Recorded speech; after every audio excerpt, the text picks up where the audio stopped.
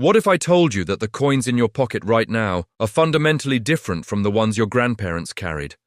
Not just in design, but in soul. In 1964, a quarter was 90% silver. By 1965, it was a copper-nickel sandwich with almost no precious metal content. And this wasn't just a minor recipe change.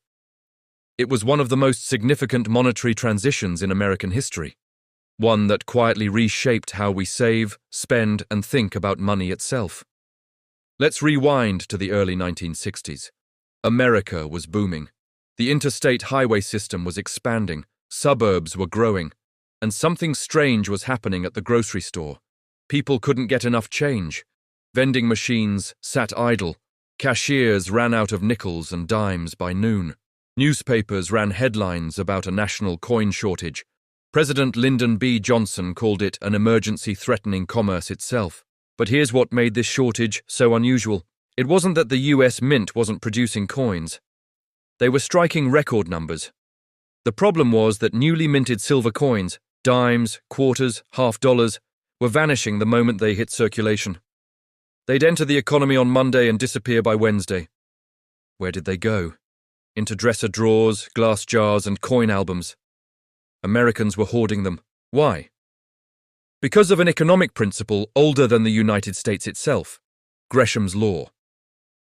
Named after 16th century financier Sir Thomas Gresham, it states simply, bad money drives out good. When two forms of currency circulate at the same face value, but one contains valuable metal while the other doesn't, people naturally spend the cheap version and save the valuable one. And in the early 1960s, silver coins were becoming too valuable.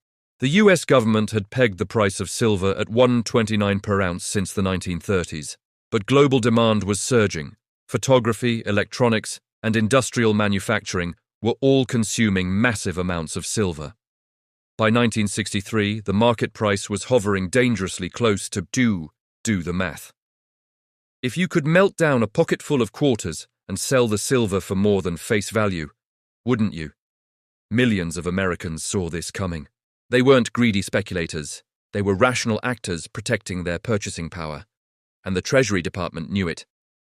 Internal memos from 1964 show officials warning that US silver reserves could be exhausted within 2 years if hoarding continued. So in July 1965, Congress passed the Coinage Act. Silver was removed from dimes and quarters.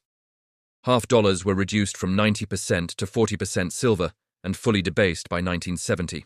The new coins used a clad composition. Outer layers of copper-nickel bonded to a pure copper core, cheaper to produce, impossible to profitably melt. And crucially, no longer a store of value independent from government policy. Now, was the coin shortage a complete fabrication? No. Historical evidence confirms a genuine circulation crisis caused precisely by Gresham's Law in action. But the government's public messaging emphasized vending machines and collectors while downplaying the deeper monetary dilemma. The US could no longer maintain both a stable silver price and silver coinage without depleting strategic reserves. President Johnson, signing the bill, held up a new clad quarter and declared, "There will be no profit in holding them out of circulation for the value of their silver content." He was technically correct about the new coins, but the statement deliberately blurred the fate of existing silver coinage. Within 3 years, the Treasury abandoned the $1.29 price peg entirely.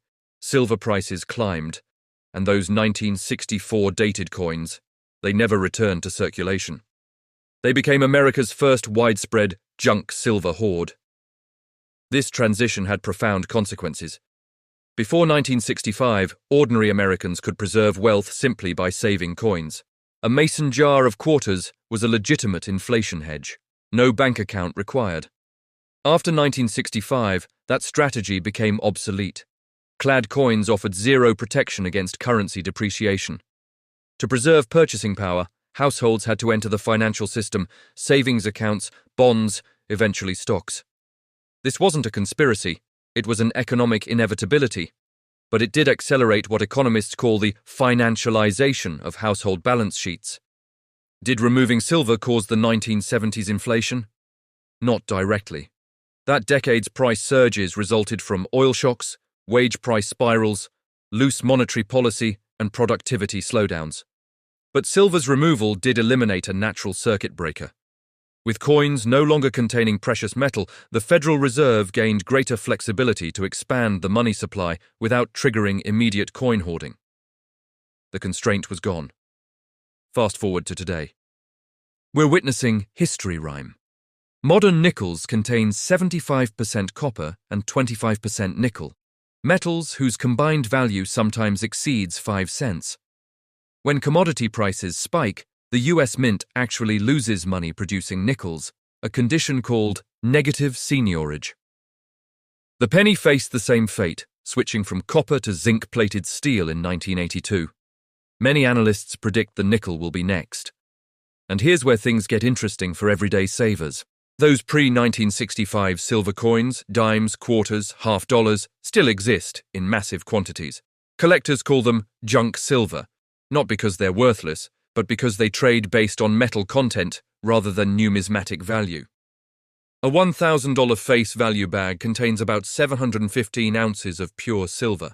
This isn't financial advice, but it is monetary history. The 1965 transition teaches us that currency composition matters. When money contains intrinsic value, it imposes discipline on issuers. When money becomes pure fiat, valuable only by government decree, the discipline weakens. Citizens lose a simple, private tool for wealth preservation. Which brings us to a final thought experiment. Take a 1964 Washington quarter. In 1964, it bought 1 gallon of gasoline. Today, the silver inside that same quarter is worth approximately $5, roughly what a gallon of gas costs now. Meanwhile, a modern-clad quarter buys you a quarter of a gallon. Has gas tripled in real cost? Or has the quarter lost 75% of its purchasing power? The answer reshapes how we view inflation. Prices haven't necessarily skyrocketed. Our measuring stick has shrunk. And that's the quiet legacy of 1965. We stopped carrying money that resisted debasement. We accepted tokens whose value depends entirely on institutional trust and monetary policy. Whether that was necessary pragmatism or a surrender of monetary sovereignty remains debated by economists today. What's undeniable is this. The coins minted before 1965 and after represent two different philosophies of money.